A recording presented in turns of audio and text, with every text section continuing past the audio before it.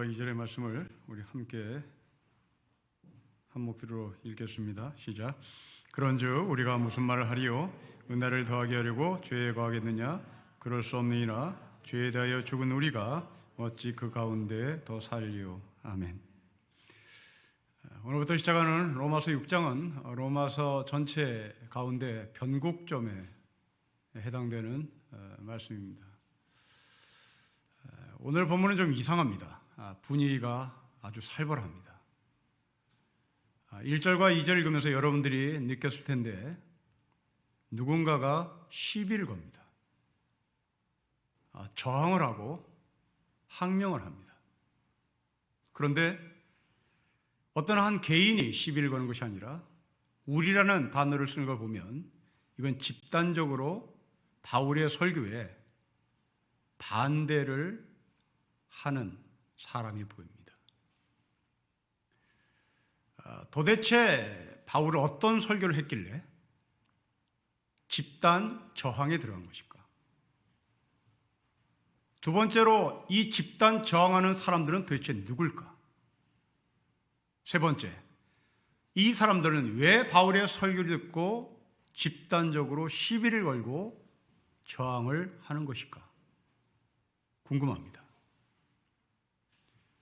지금까지 도대체 바울은 어떤 설교를 했길래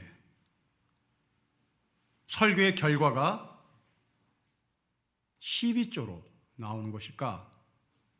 자, 이 질문에 답을 하기 위하여 우리는 1절과 2절을 다시 한번 읽으면서 로마교의 상황으로 들어가 보도록 하겠습니다. 우리 같이 읽겠습니다. 시작.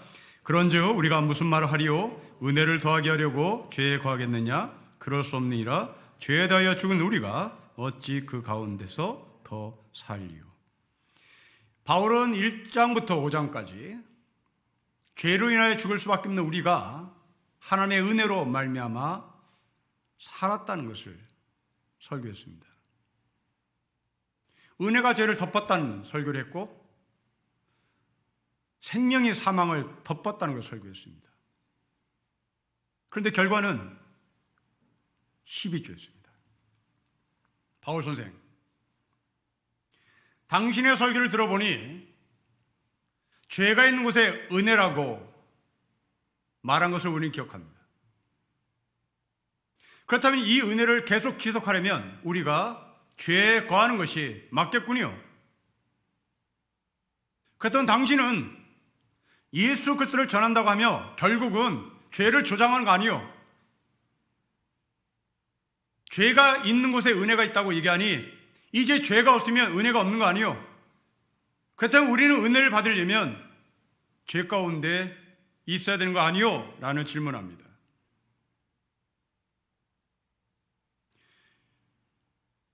바울의 설교가 틀렸을까요? 은혜가 죄를 덮고 생명의 사망을 덮고 죽을 수 있는 우리를 하나님께서 은혜로 선물로 주신 예수 그리스도의 십자가로 말미암아 살았다는 것을 설교했는데 이 설교가 왜 못마땅해 로마교회 교인들이 집단적으로 항명하고 집단적으로 시비를 걸었을까요? 만일 바울이 이렇게 설교를 했으면 어땠을까요? 성도 여러분, 로마교회 성도 여러분, 예수 믿음이란 영이 맑아야 하는 것입니다. 예수 믿음이란 마음이 맑아야 하는 것입니다. 그래야 예수를 만납니다. 그래야 하나님을 만납니다. 이것이 복음입니다. 마음 곱게 쓰십시오. 착하게 사십시오. 행실을 곱게 하십시오. 그래야 하나님을 만납니다. 이렇게 설교를 했다면 누가 시비를 걸겠습니까? 바울은 종교를 설교하지 않았습니다. 바울은 십자가를 설교했습니다. 십자가는 우리의 조건은 상관없이 하나님께서 내리신 선물입니다. 20년도 더 지난 이야기입니다.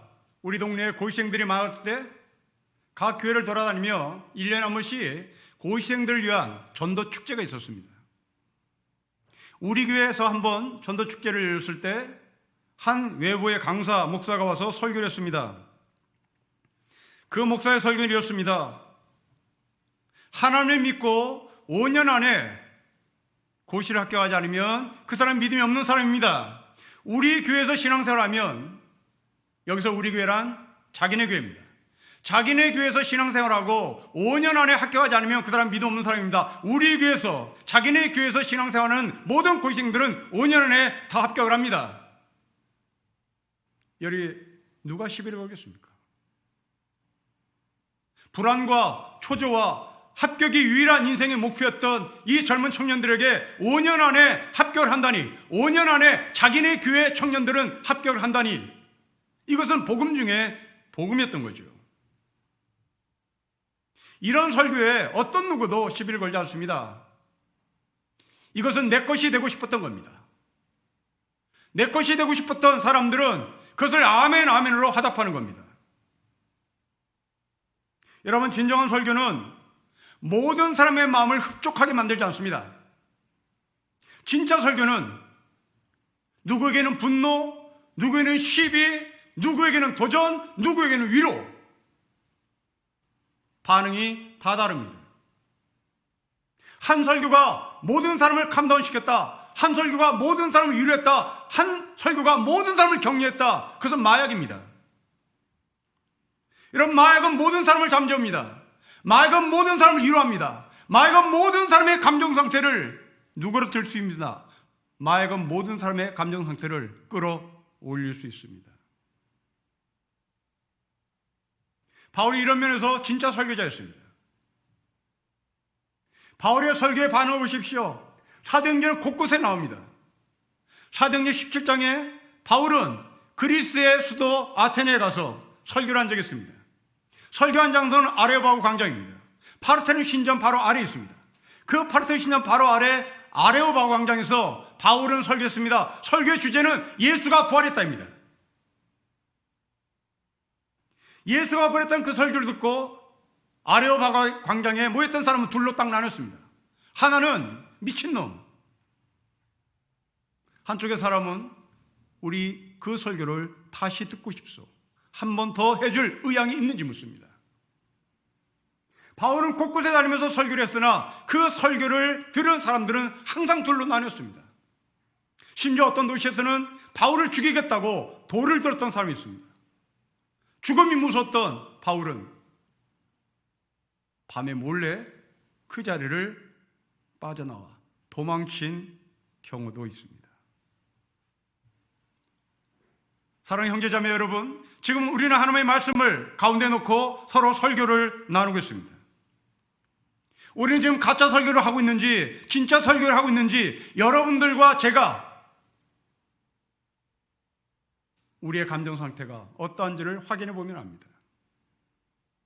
분노, 때로는 도전, 때로는 무관심, 아니면 격려, 위로가 다양하게 이 자리에 존재한다면 우리는 지금 제대로 된 설교를 나누고 있는 겁니다. 십자가를 설교했던 바울, 그 십자가를 모든 사람이 받아들이지 않았습니다. 시비를 걸었고 죽이려고 덤벼든 사람이 있습니다. 자, 그러면 이렇게 질문하는 이 사람들은 도대체 무슨 이유로, 무엇을 근거로 이렇게 질문할까?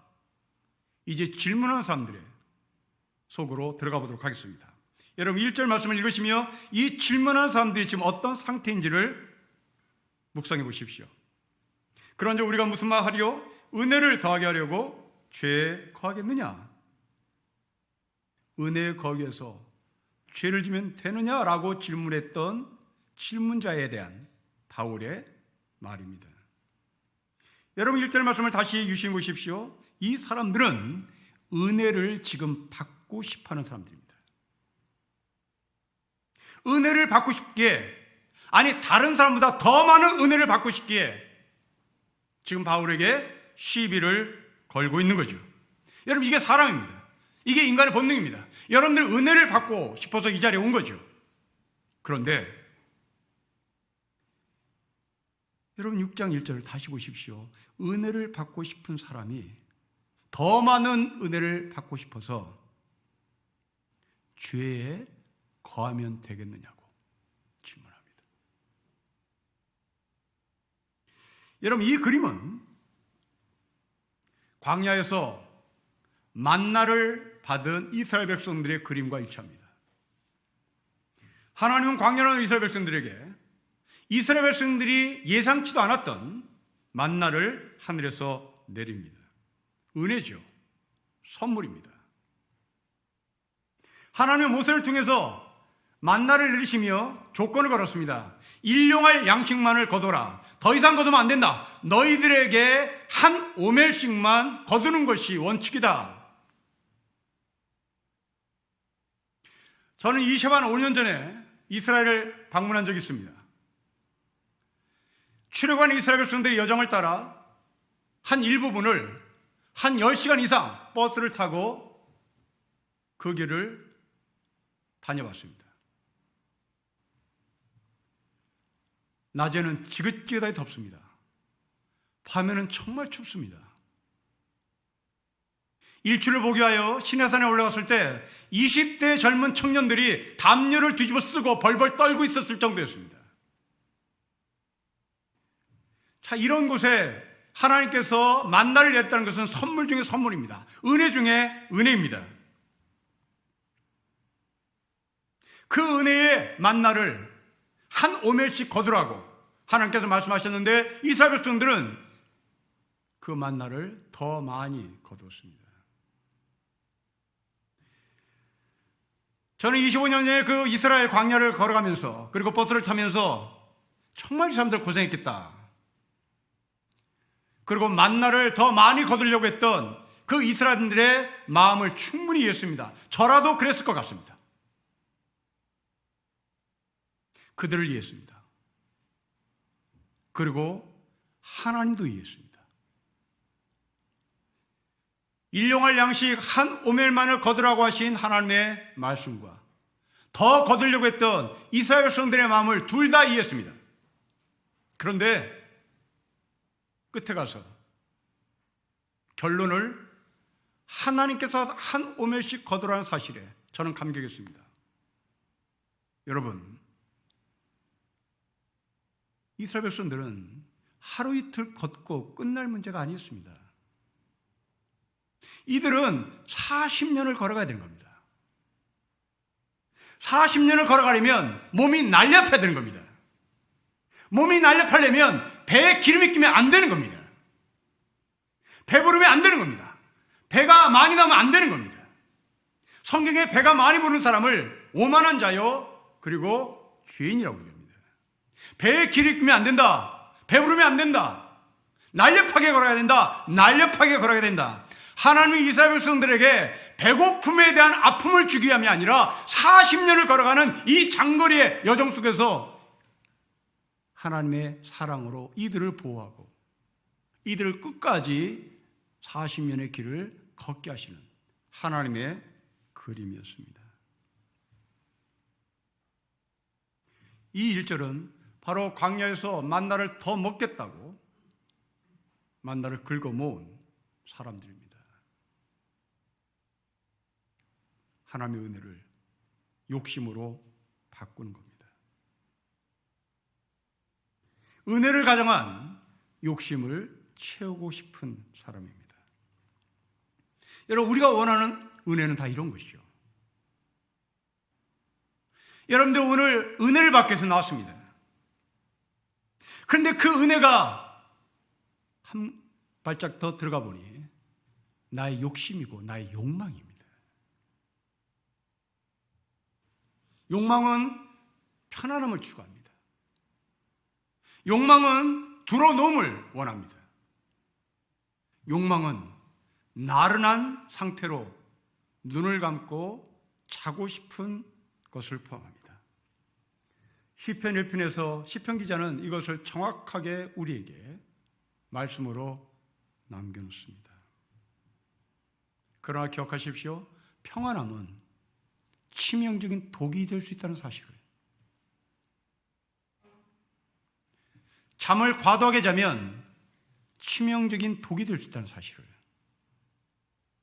과도하게 음식을 먹으면 당뇨병이 온다는 사실을 우리는 기억해야 됩니다. 여러분, 당뇨병 환자들을 보십시오. 의사는 경고합니다. 누우면 안 됩니다. 앉아있으면 안 됩니다. 움직여야 합니다. 일어서야 합니다. 걸어야 합니다. 뛰어야 합니다. 운동해야 합니다. 굉장히 귀찮습니다.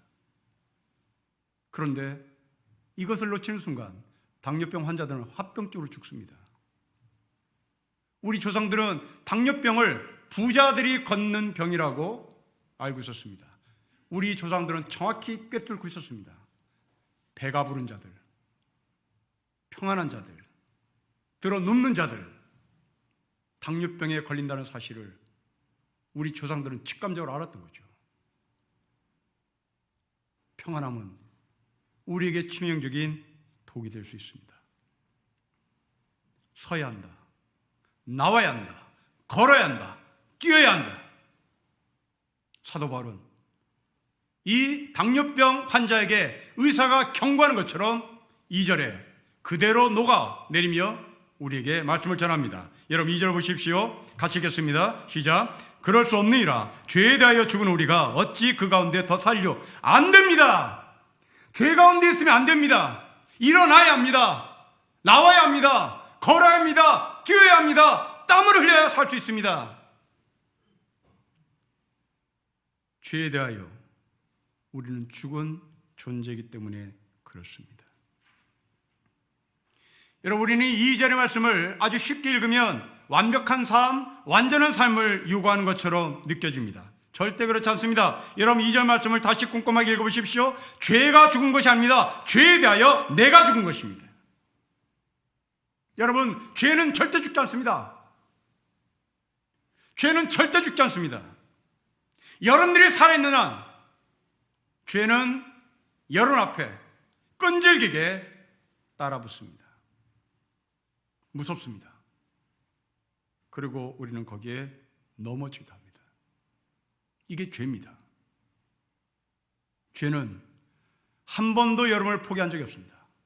물론 여러분들은 한두 번 죄는 이기겠죠. 한두 번 이길 겁니다. 그러나 끊임없이 공격해오면 거기 앞에 장사 없습니다. 이게 죄의 속성입니다. 어떻게 이깁니까? 이길 수 있는 방법이 무엇입니까? 바울의 말씀을 기억하셔야 합니다. 죄가 죽는 것이 아니라 죄에 대해서 내가 죽는 겁니다. 죄에 대해서 내가 죽는다는 게 도대체 뭘까? 비유로 말씀을 드립니다. 우리나라는 남북으로 분단되어 있습니다. 북쪽의 사람들이 사선을 넘어 남한으로 넘어오는 경우가 있습니다. 3년 전에 북한 군인 청년 하나가 판문점을 뚫고 한국으로 넘어왔습니다. 북한군의 총격에 의해서 총도 맞았습니다. 그 목숨을 걸고 한국으로 넘어온 이 젊은 청년이 이제 외상은 다 고쳐졌습니다. 한국의 시민권도 땄습니다.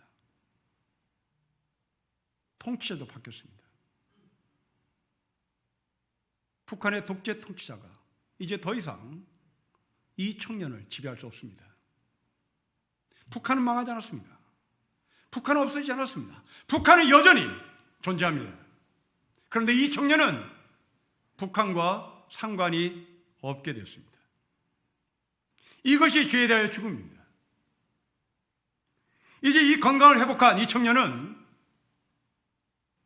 건강한 몸을 가지고 판문점에 관광을 할 수 있습니다. 이건 이 사람의 권리입니다.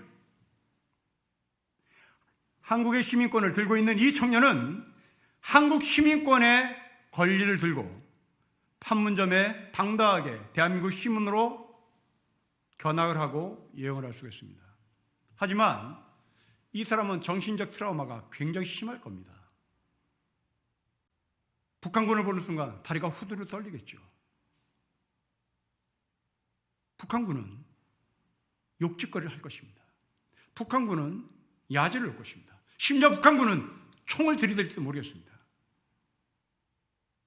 다리가 후두루 떨리고 넋이 나가고 심장이 두근두근대는 이 북한군 청년은 절대 총에 맞아 죽지 않습니다. 총을 쏘는 순간 이건 전쟁입니다. 이 청년은 더 이상 북한 시민이 아니라 대한민국의 시민이기 때문입니다. 이게 죄에 대해 죽음입니다. 죄는 여전히 우리를 공격합니다. 북한군은 여전히 남한도 넘어온 이 청년을 향해서 손가락질합니다.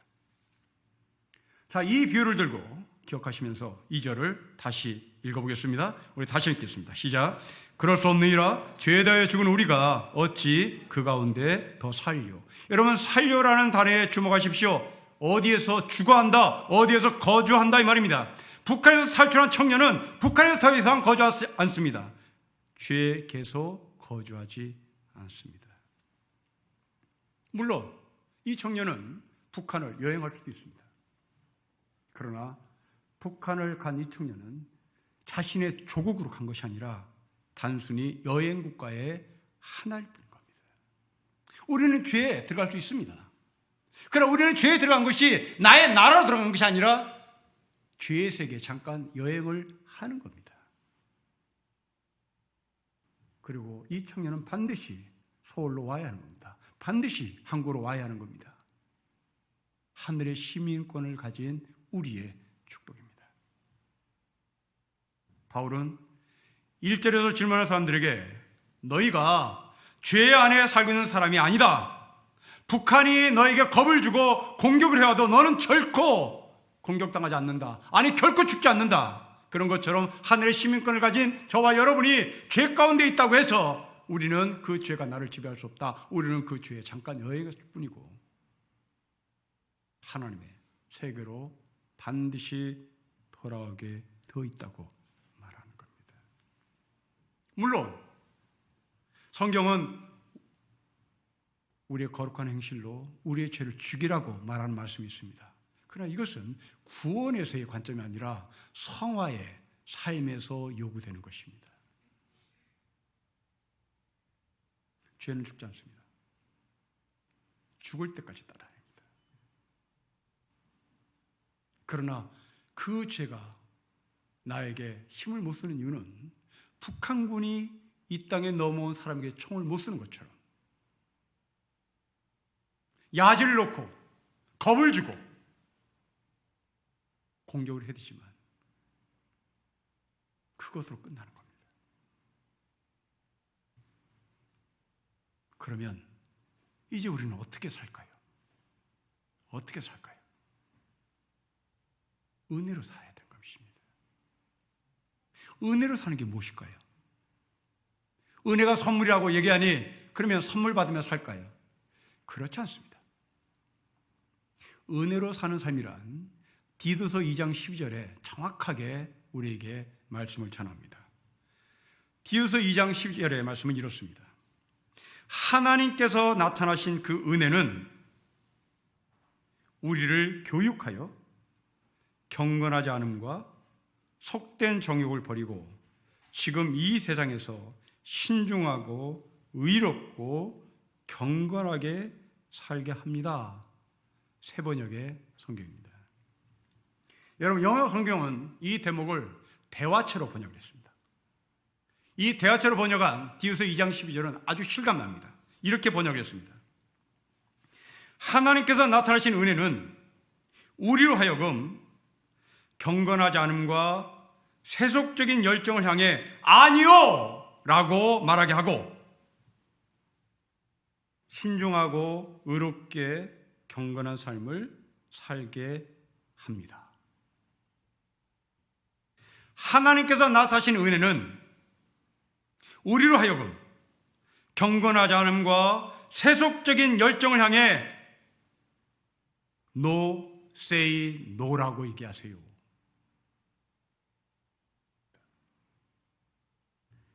여러분, 성도는 아니요라고 말할 수 있어야 하고 우리를 길들려고 하는 일체의 것에 대해서 저항을 해야 되는 것이고 우리가 영적인 존재임을 망각하게 하려는 온갖 유혹에서 맞짱을 떠야 하는 겁니다. 은혜의 삶이라는 것은 맞성입니다. 맞짱 뜨는 겁니다. 저항하는 것입니다. 대드는 것입니다. 길들여지는 것에 대한 거부입니다. 제가 대학 때 영향을 받은 소설가 한 사람이 있습니다. 이청준이라는 소설가입니다. 이 이청준이라는 소설가가 6.25 전쟁 직전에 지리산 밑에서 경찰과 빨치산이 서로 갈등하는 내용을 주제로 소설을 쓴 게 있습니다. 낮에는 이 지리산 주민의 사람들이 경찰의 들볶음에 힘들어서 그래요, 우리는 경찰 편이에요 하고 이념을 경찰 편에 뒀습니다. 밤에는 빨치산이 내려와서 또 귀찮게 하니 밤에는 이 사람들의 이념을 빨치산에게 두었습니다. 살아야 하니까요. 낮에는 경찰 편, 밤에는 빨치산 편. 그 갈등 속에서 괴로워하며 고통 가운데 살았습니다. 그런데 어느 날 이 이청준의 소설을 보면 한밤중에 어느 가정을 누구인지는 모르겠으나 쳐들어왔습니다.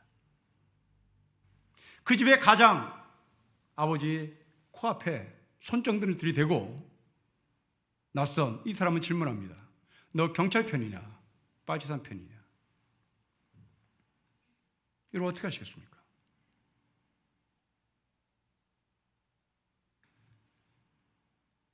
경찰 편이라고 얘기했는데 그 사람이 빨치산이면 우리는 죽는 겁니다.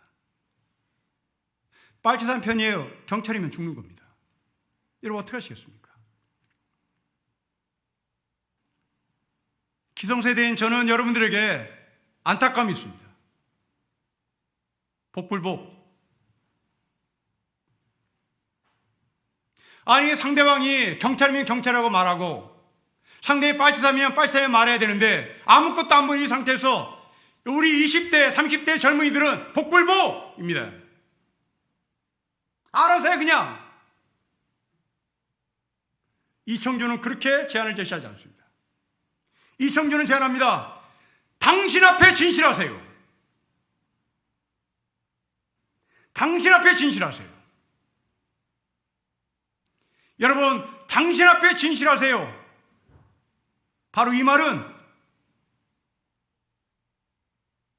앞에 사람이 경찰이든 앞에 사람이 빨치산이든 상관없이 내가 죽는다 할지라도 내가 진실하면 후회함이 없는 겁니다. 이게 은혜의 삶인 겁니다. 예, 아니요를 분명히 하세요. 당신의 진실에 근거하세요. 저는 기성세대로서 목사로서 여러분들의 삶을 보면 정말 안타깝습니다. 이게 없습니다. 이 원칙이 없습니다. 직업도 선택하는 기준이 없습니다. 진실이 없습니다.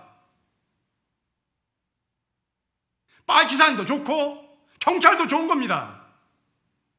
그냥 복불복인 겁니다. 안타깝습니다. 여러분 배우자의 기준이 있습니까? 진실이 있습니까?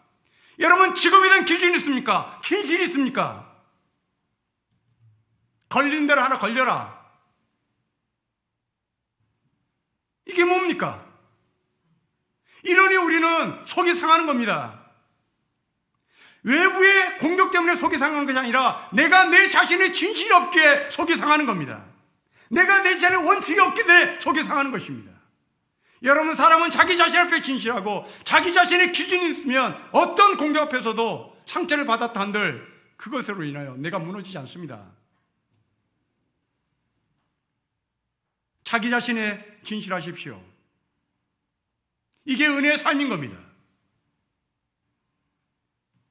은혜를 살고 있는 우리는 누군가를 향해서 맞서야 되고 누군가를 향해서 맞짱을 떠야 되고 누군가를 향해서 저항을 해야 되는 겁니다. 그런데 여러분 제일 먼저 누구와 맞서야 될까요? 내 자신입니다. 내 자신과 맞짱을 떠야 하는 겁니다. 이건 저의 얘기 아닙니다. 예수님의 말씀입니다. 예수님은 자기를 부인하는 것, 이것이 바로 진실을 살아가는 삶이라고 말합니다. 자기를 부인하는 것, 바로 이것은 자기와 맞짱 뜨는 겁니다. 자기 자신을 저항하는 겁니다. 자기와 타협하지 않는 겁니다. 여러분, 여러분들의 삶 가운데 얼마나 비겁하게 자기 자신과 타협을 하는지요. 바로 그것이 토닥토닥입니다. 여러분이 못된 짓을 해도 토닥토닥. 이게 자기 자신과 타협하는 거죠. 여러분, 자신과 맞짱 뜨라고 예수님 말합니다. 자기 자신을 부인하라고 합니다. 자기와 타협하면 큰일 나는 겁니다. 이 자기와 맞짱 뜨는 거, 자기 앞에 저항하는 것, 자기 자신을 부정하는 것, 이것은 보통 힘든 일이 아닙니다. 그래서 마틴 루터는 찬송가 가사에 내 힘만 의지해서는 패할 수밖에 없다고 찬송을 한 것 같습니다. 어떤 축구 선수의 이야기입니다. 중요한 시합을 하게 됐습니다. 주전 선수로 뽑혔습니다. 감독은 이 선수가 실력이 있다는 것을 인정하고 주전으로 올렸습니다. 그런데 이 선수는 그날따라 영 자신감이 없었습니다. 자기의 실수로 경기에서 질 것 같아 겁이 많아서 겁이 생겼습니다. 고민하던 이 선수는 결정했습니다. 공 없는 대로만 열심히 뛰자. 공 없는 대로만 열심히 뛰자. 여러분, 우리는 이 이야기를 들으면서 그냥 웃습니다.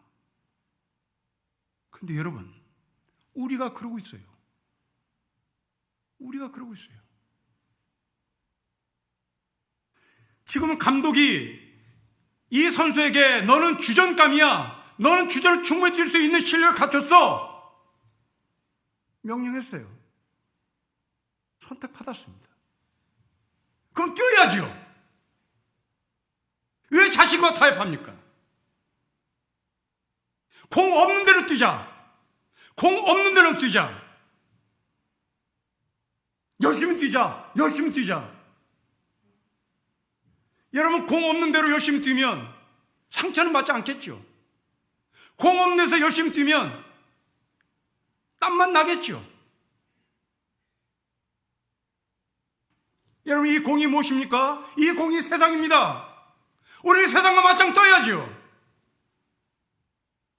자신과 타협하지 말고 감독이 지시했으면 필드에 나가서 공과 맞짱을 떠야죠. 공과 싸워야죠. 왜 우리는 사람 없는데, 공 없는 데 가서 열심히 뜁니까? 그 공 없는데 사람 없는 데가 어디입니까? 그게 종교인 거죠. 우리는 종교 생활로 나를 가둡니다. 상처받기 싫으니까. 여러분, 그렇지 않습니다. 은혜의 삶이라는 것은 맞짱 뜨는 겁니다. 아니요! 말할 수 있어야 되는 겁니다. 상처받겠죠? 엉덩이 찢어지겠죠? 허벅지 나가겠죠? 그러나 여러분, 그 주전 선수가 공하고 맞짱 뜨다가 상처가 나고 전기가 깨어지고 어디가 찢어지고, 그것은 그 축구 선수로서의 영광입니다. 이건 명예입니다. 사도 바울은 이것을 가리켜 내 몸에 예수의 흔적이 있다고 말했습니다. 여러분, 세상과 맞짱 뜨며 하늘의 백성으로서, 하늘 사람으로서 이 땅의 주전 선수로 감독이신 하나님께서 우리를 부르셨을 때, 우리가 세상과 맞짱을 떴을 때 거기에는 예수의 흔적이 있었던 바울처럼 우리에게도 그것은 영광이 되는 것이고 명예가 되는 것입니다. 여러분, 왜 직장에서 숨어 다닙니까? 여러분, 왜 직장에서 사람 없는 데 뛰어다닙니까? 왜? 상처받기 싫으니까. 상처받기 싫으니까. 이것이 우리가 입에 달고 사는 이야기입니다. 그럼 영광도 없습니다. 저는 훗날 여러분들이 하나님 나라의 심판대 설 때 하나님은 군대 가는 징병 청년들처럼 신체검사할 것이라고 봅니다. 하나님은 그 징병검사하는 청년들처럼 여러분들을 세워놓고 어디에 상처가 있는지 확인할 것입니다. 온몸에 예수의 흔적이 있었노라. 고백했던 바울처럼 우리의 흔적을 보시고 잘했다 충성된 종이라고 말할지도 모르겠습니다. 그런데 누구는 아무도 흔적이 없습니다. 공을 피해 다녔기 때문입니다. 자기 자신과 타협했기 때문입니다. 그냥 몸이 온전합니다. 아주 깨끗합니다. 여러분, 우리가 이렇게 살고 싶지 않습니까? 우리의 살고자 않으면 마음이 다 이렇습니다. 상처받지 말자, 상처받지 말자. 피해 다니자, 피해 다니자. 기억하십시오. 감독 되시는 하나님이 우리를 부르셨습니다. 우리를 주전선으로 부르셨습니다. 우리를 세상의 하늘의 백성으로 부르셨습니다. 물론 힘듭니다. 그러기에 우리는 나 혼자서 세상을 이길 수가 없다는 것을 고백하는 겁니다. 여러분, 세상은 만만치 않습니다. 세상은 우리 힘으로 이길 수 있는 것이 못 됩니다. 여러분, 돈이 없는 사람에게는 돈 안 꿔줍니다. 여러분, 친구가 여러분에게 돈을 꿔주는 이유는 여러분에게 돈을 받을 수 있다는, 아니 돈을 받지 못하면 뺏을 수 있는 것이 있다는 것을 알기에 돈을 꿔주는 겁니다. 뺏을 수 없다면 절대 돈 안 꿔줍니다. 여러분, 이게 세상입니다. 이런 세상에서 우리가 혼자 이겨보겠다는 것은 어불성설입니다. 이건 만용입니다. 세상은 혼자 이길 수 없습니다. 바로 주전선수로 부름받은 축구선수가 서로 연대해야 하듯이 우리는 연대하는 겁니다. 그 연대를 성경은 공동체라고 말합니다. 그 연대를 성경은 교회라고 얘기하는 겁니다. 사도 바울은 은혜의 연대, 저항하는 자들의 연대, 저항하는 자들의 공동체, 예와 아니오를 분명히 말하는 사람들의 결속, 그것이 교회 안에 있다는 것을 확인해 주는 겁니다. 여러분, 다시 기억하십시오. 은혜라는 것은 선물 기다리는 것이 아닙니다. 자신과 맞짱 뜨는 겁니다. 동시에 축구공과 맞짱 뜨는 겁니다. 동시에 세상과 맞짱을 뜨는 겁니다. 희생을 각오해야 합니다. 상처를 인정해야 하는 겁니다. 그러나 그 상처는 여러분들에게 치욕의 상처가 아니라 예수의 흔적의 상처입니다. 여러분들이 신앙인으로서 직장 상사에게 상처를 받았다면 여러분들은 잘하신 겁니다. 여러분이 못나서가 아닙니다. 여러분이 주전선수로 뛰다가 태클에 걸린 겁니다. 결혼해서 남편과 아내가 함께 예수 그리스도의 이름으로 살다가 서로 상처 주고 상처받을 수 있습니다. 그러나 그 상처는 영광의 상처입니다. 이제 훗날 여러분들은 자식을 키울 것입니다. 그 자식 때문에 엄청난 상처를 받을 겁니다. 그 상처는 절망의 상처가 아니라 영광의 상처입니다. 하나님 심판대에 섭니다. 신체검사 들어갑니다. 그 신체검사 들어간 우리에게 하나님은 묻습니다. 너는 상처 몇 개 있느냐고 물을 겁니다. 그 상처의 횟수가 많으면 많을수록 우리는 이 땅에서 태클을 많이 당했다는 것이고 우리 이 땅에서 세상과 맞짱 떴다는 것을 증명하는 것입니다. 상처받는 것을 두려워하지 마십시오. 붙으십시오. 붙으세요. 태클에 걸리면 걸렸다가 일어나세요. 은혜 안에 사는 삶, 예와 아니오를 분명히 하는 것입니다. 회색 분자 되지 맙시다. 직장에서 이것도 저것도 아닌 술에 물 탄 듯 물에 술 탄 듯 어영부영하지 맙시다. 인생은 한 번입니다. 인생이 뭐 있겠습니까? 전산일 월세죠. 전산일 월세인데 뭘 그것을 두려워합니까? 붙어보는 거죠. 여러분들이 젊음이 없습니까? 여러분들이 힘이 없습니까? 여러분의 백이 없습니까? 우리의 백이 누굽니까? 우리의 백은 하나님이십니다. 그 하나님의 백을 둔 우리가 무엇이 두려워서 눈치 보며 삽니까? 인생 한 번입니다. 붙으십시오. 예와 아니오를 분명하십시오. 슬슬슬슬 공 없는 곳으로 뛰어다니지 마십시오. 공과 맞서 싸우십시오. 여러분들은 죄에 대해서 죽은 자들입니다. 죄가 여러분들을 향해서 겁을 주고 죄가 여러분들을 향해서 겁박을 준다 할지라도 우리는 하나님께서 통치하시는 하늘의 백성입니다. 우리 교회 청년들이 이렇게 살았으면 좋겠습니다.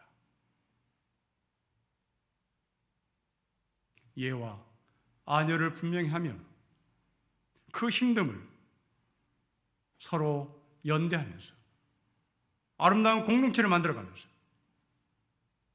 교회의 교회다움을 채워져가는 우리 모두가 되기를 주의 이름으로 축복합니다. 기도하겠습니다. 하나님 아버지, 젊음의 용기를 갖게 해주십시오. 사람 없는 곳으로 열심히 뛰어다니고 공 없는 곳으로 열심히 뛰어다니는 자기 자신과 타협하는 비굴한 용기 없음 자기 스스로 알아내게 하셔서 자기와 끊임없이 싸워 이 세상과 맞짱 뜨는 실력을 갖추게 해 주십시오. 주 예수 그리스도의 이름으로 기도합니다. 아멘.